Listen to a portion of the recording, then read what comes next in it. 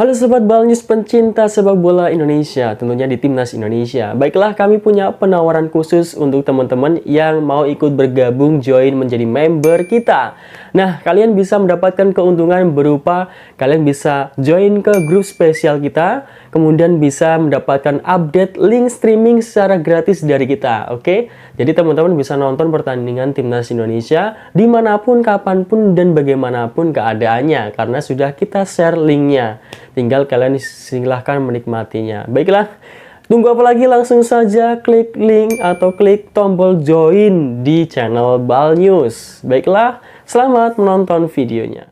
Tiba hari ini, pelatih dan pemain Timnas Jepang tiba di Jakarta jelang laga melawan Timnas Indonesia di putaran ketiga kualifikasi Piala Dunia 2026.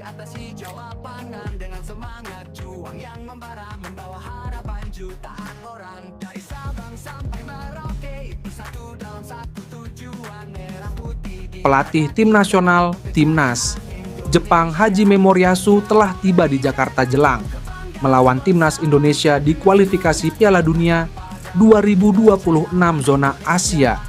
Menariknya, Hajime yang tampil keren dengan jas itu hanya membawa 4 pemain saja lantaran banyak bintang Timnas Jepang yang masih bermain untuk klubnya di Eropa. Timnas Jepang yang berisikan Hajime, 4 pemain, serta staf pelatih tiba di Bandara Internasional Soekarno-Hatta, Tangerang, Banten pada Senin 11 November 2024, dini hari WIB. Mereka hadir dalam persiapan melawan Timnas Indonesia di laga lanjutan grup C babak ketiga, kualifikasi Piala Dunia 2026 zona Asia.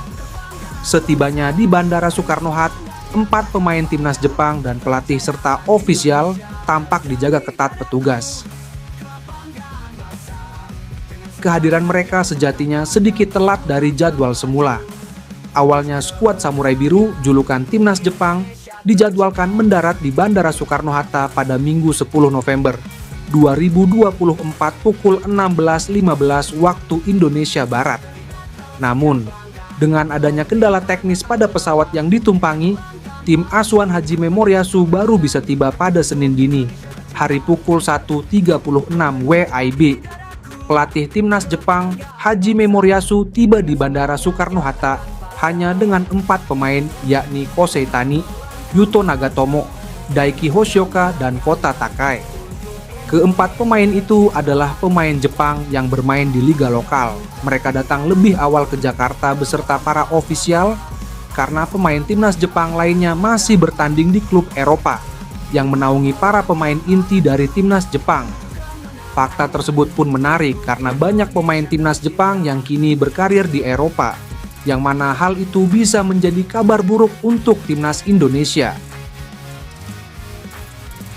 Jelang kedua tim bentrok, Hajime Moriyasu mengatakan Timnas Indonesia sudah banyak berubah. Ini seiring kehadiran pemain naturalisasi yang terbukti mampu mendongkrak penampilan tim arahan Shin Tae-yong tersebut.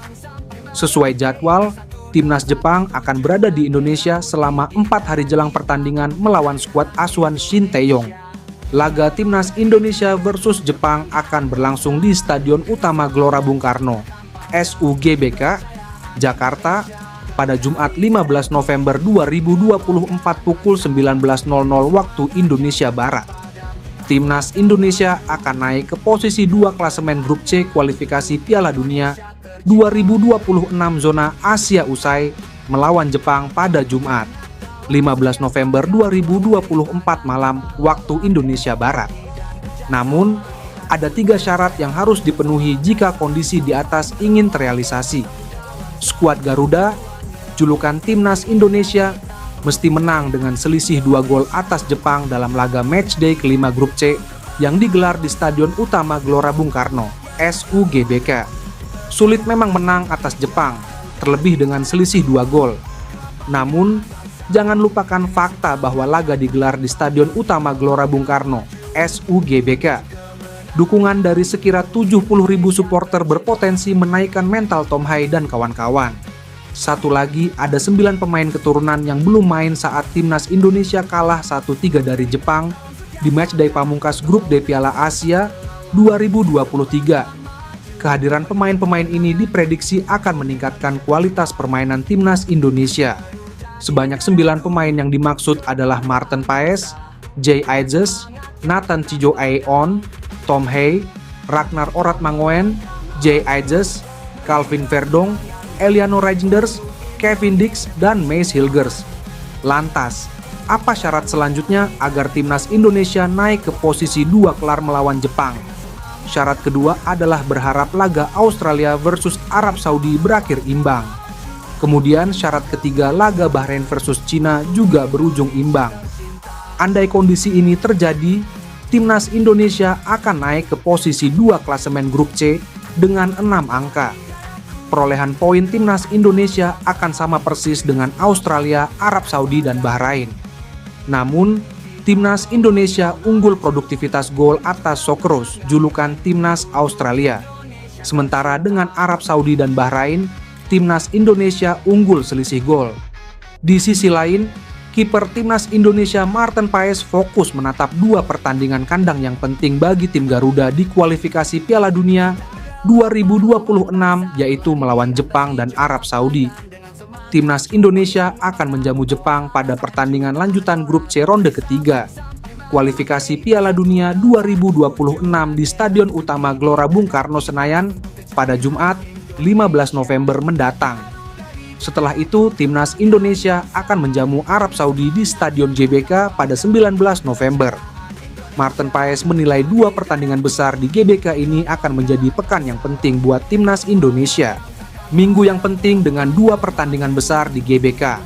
Saatnya untuk bersenang-senang, kata Maarten Paes dikutip dari laman Instagram pribadinya, Minggu 10 November. Maarten Paes menjadi andalan timnas Indonesia di posisi penjaga gawang. Refleks Paes yang cemerlang diharapkan bisa membawa hasil positif bagi Indonesia di 2 laga kandang kali ini. Timnas Indonesia saat ini menempati posisi kelima klasemen, sementara grup C dengan mengantongi 3 poin dari 4 pertandingan yang dijalani.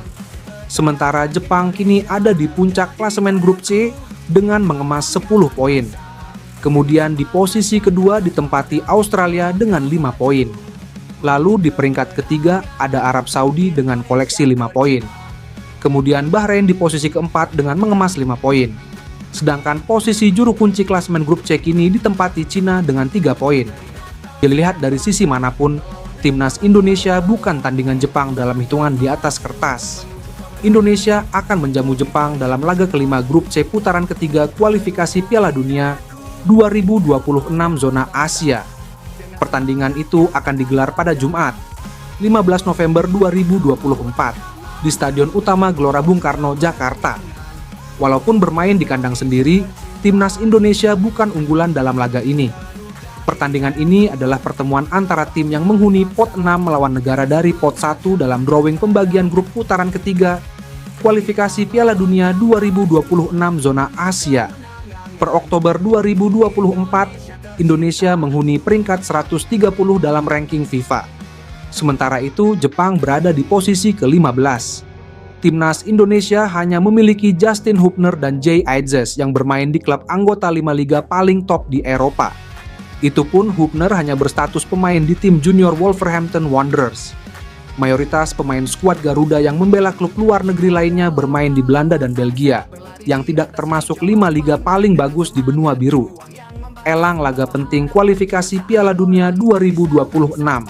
Zona Asia, timnas Indonesia mendapatkan sanksi dari Komisi Disiplin FIFA atas sejumlah pelanggaran. Anggota Exco PSSI Arya Sinulinga menegaskan PSSI siap menerima dan mematuhi sanksi dari FIFA yang diberikan terkait sejumlah pelanggaran dalam kualifikasi Piala Dunia 2026 ini. PSSI berkomitmen untuk menjadikan sanksi ini sebagai momentum evaluasi dan perbaikan untuk kebaikan timnas Indonesia agar tidak terulang lagi. Sanksi pertama yang diterima timnas Indonesia adalah peringatan FIFA atas keterlambatan kick-off dalam laga melawan Australia pada 10 September 2024 di Stadion Utama Gelora Bung Karno, Jakarta. Kami patuh saja terhadap denda yang diberikan oleh FIFA, apalagi memang kami perlu evaluasi dan perbaiki diri, apa yang memang menjadi kesalahan-kesalahan seperti yang telat kick off dan sebagainya, ujar Arya.